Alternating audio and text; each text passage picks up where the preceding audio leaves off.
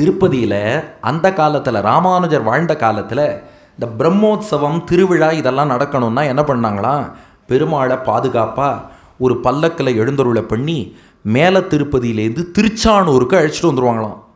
திருச்சானூரில் 9 நாள் பெருமாளை எழுந்தருளை பண்ணி அங்கே 9 நாள் உற்சவம், தீர்த்தவாரி, தேரோட்டம் எல்லாம் பண்ணி மறுபடியும் பெருமாளை மலைக்கு அழைத்து செல்வார்களாம். இதை பார்த்து கண்ணீர் விட்டாராம் ராமானுஜர். ஐயோ, பெருமாளை போய் இப்படி மலையிலேருந்து கீழே இறக்கலாமா, திரும்ப மேலே அழைத்து செல்லலாமா, பெருமாளுக்கு எவ்வளோ வலிக்கும், ஏன் இப்படி கஷ்டப்படுத்தணும்னு கேட்டார். அவங்க சொன்னாங்க, நாங்கள் கஷ்டப்படுத்தலை, மலைக்கு மேலே எப்படி உற்சவம் பண்ண முடியும்னு கேட்டாங்க. ஏன்னா ஒரு உற்சவம் நடத்தணும்னா ஒரு வீதி புறப்பாடு, நம்ம அர்ச்சக சுவாமிகள்லாம் இதை ரசிப்பார்கள். உற்சவம்னா 4 வீதி இருக்கணும், அந்த வீதியில் புறப்பாடு நடத்தணும். ஒரு தேரோட்டம்னா தேரை 4 வீதியில் இழுத்துட்டு வரணும்.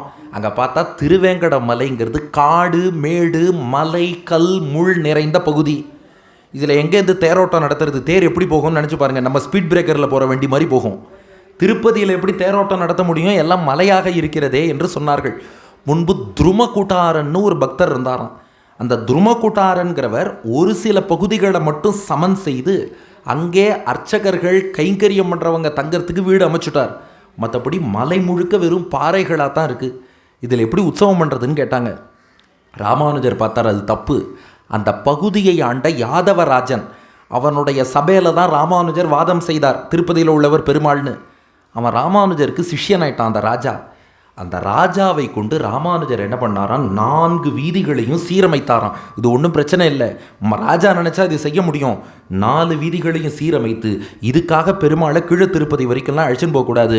பெருமாள் சுகுமாரமானவர், மென்மையானவர், அவர் திருமேனிக்கு வலிக்காமல் இங்கேயே உற்சவம் பண்ணணும்னு சொல்லி 4 ராஜவீதி, இன்றைக்கி திருமலையில் சேவிக்கிறோம், அந்த W3 W1 அந்த மாதிரிலாம் கேட் போட்டிருப்பாங்க. அதை சுற்றி 4 வீதி இன்றைக்கி பார்க்குறோமே, அது யாரோ அமைச்சதில்லை, நம்ம ராமானுஜர் அமைத்த வீதிகள். பெருமாளுக்கு பிரம்மோத்சவம் அங்கே நடக்கணும். இதை பற்றி ராமானுஜருடைய சிஷ்யர் அனந்தாழ்வான் எழுதுகிறார், பகவத் திவ்யாலயம் பரிதகா சர்வத்திர விஷமஸ்தலானி, அங்கே உள்ள மேடு பள்ளமாக இருந்த இடங்களை எல்லாம் சமானி காரயித்வா திவ்ய நகரியும் நிர்மாப்பிய, அதை எல்லாத்தையும் சமன்படுத்தி 4 ராஜவீதிகள்னு ஏற்படுத்தி இதில் பெருமாளுக்கு புறப்பாடுகள் எல்லாம் தடங்கள் இல்லாமல் நடக்கட்டும்னு சொல்லி அன்று ஏற்படுத்தி வைத்தார் ராமானுஜர். அவர் ஏற்படுத்தியதால் தான் இன்றைக்கும் புரட்டாசி பிரம்மோத்சவம்னு சேவிக்கிறோம். பெருமாள் இந்த வீதி புறப்பாடு, கோலாட்டம் ஆடுகிறார்கள், எல்லாம் பார்க்கிறோமே. அந்த இடம் என்பது ராமானுஜர் அமைத்து கொடுத்தது. அது கல்லும் மேடுமாக, காடும் மலையுமாக, கரடு முரடாக, மேடு பள்ளமாக இருந்த இடம். அதை 4 வீதிகளாக ராஜவீதியாக அமைத்து கொடுத்தவர் ராமானுஜர்.